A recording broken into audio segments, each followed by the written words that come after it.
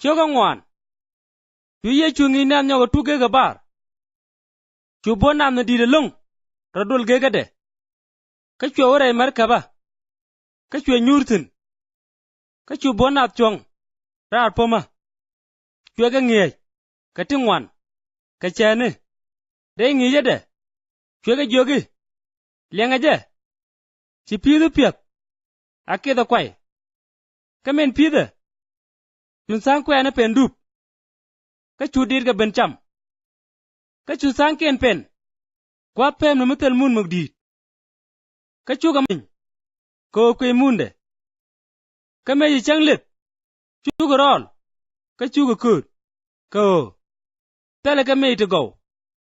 Yu tang ken pen. Da jen kwe ni. Ka me yi jen pis. Ka chwa ga miet. Ka chu ga tel day. Ka chu tang ken. Pen mun mugwa. Ka chu ga tega wat to go. Ka chu ga rip. Ka jen diok. Ka jen bakel. Amena kor. Ka chu ye chu ga jogi. Ramate ga jis. Ti linga je. Aje ling.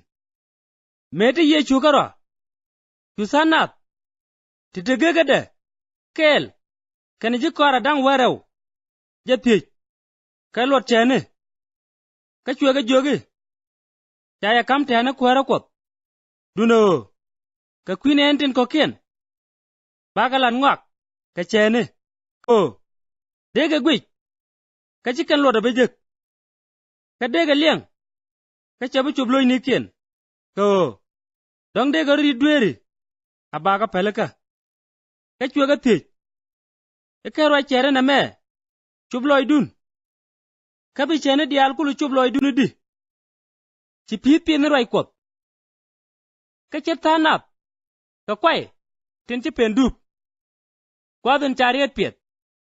Kani gwadun charway ling. Chu chetan ben. Chura jen cha piet ray dien. Ben wuj. Ka chen na itin kong. Ka kway tin chi pen mun pem ni. Ka chwarway kod ling. Ka pet. Ka chu kana kap. Ka ted loay. Ka duno. Min kariero ya ping. Biga tere dien. Ka gwam metot. Ka mawirik. Kana tibaj baj. Wo ben ga kwirway kod. Nien gwadamo. Chu ga kajok. Ka chet kway. Tin chi pere jen kwini. Kani itin charway ling. Ka duno. Chu dier ga kwi nyena wey mon. Kana gorianga wa. Amen di loay. Ka ngwana tit kokien ben. Chu ga rway kod. Ben miet. Ka chu ga tel day. Ti chwa kwir. Ka chet kway. Tin chi pen mun mugwa. Kani itin charway ling. Ka kap ga jega loy kien. Ka kwer ga day. Ka chu ga rip. Ka jen diok. Ka jen bakel. Amena kor kel. Ka chu ye chu ga jogi. Chira lamber. Mepet ko no rej. Ka baja kompinge ding. Ke dere ja lapta banga. Ache ja de lamni alwi ka dor. Ko. Tala dor me cha ta. Me chibi joj. Ka tala me cha kum. Me cha bangaj. Arama tega jis. Ti linga je. Aje ling. Ka chwe ga jogi. Tiere ro. Ka tin ling yen ke. Ko. Pek thema. Mele yen atem nap. Baja tem ye. Ka baya rep ga tingwan. Ko. Rama tega dor. Baja matingwan. Ka rama tel dor.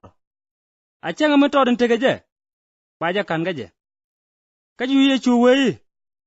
Chet chiang kwara kwat. Ka rama ji kway kedre ikaga. Ka la toja ga war. Ka beker. Ka runwang. Ka chu kway dun. Ka chiga pis. Ka kuje je pis ke di. Ken mun poinde. Chweje jaga dun. Ka chwe tega day. Ken yam. Chu kong joy ni tangde. Ka chu jit ga jagwor. Ka chu wanga chu ben. Ka min chiga chek. Nien gwadamo. Chu ngom da kan. To. Chi gwam ngeri chup. Chu ye chu ga pich. De chiang kwara kwa par. Ka ngu. Ki e chet. En mit. Dena lat ka kwidamo. Chede ka kwea. Medung tit. Mi kwini jen ka kway. Dial. Tin piet ka wi mon.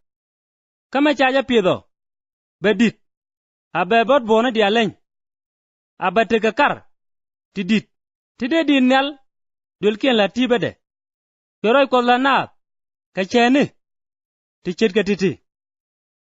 Chwe latke, chit ka mende kene ling, jen, charwai keke, achomo a cheni, ka chwe ti dia lat jage, mete ka karo, kaka changamo, ka tiang, chwe jage joge, wana kwiji, ka chuga bona bany piny, chuga wara Amerika ba, mende yechu nyuro thin, ka chuga janang kel keke, kata sa Amerika mno kokien thin ba, chu sul me di pot, ka chu mang Amerika biyok, ka chu Amerika de tiang pi, kata yechu nin, tar Amerika ba, ache chaka chak, ka chuga ja wake yi, ni, jin chiri ga liada, chu yechu ker, ka chwe juam luok, ka chwe mang juk, ikem nro chong, ka chwe juam chong, ka chwe piny ka bakur, ka chwe jikore joge, ang'odwal ga yemo,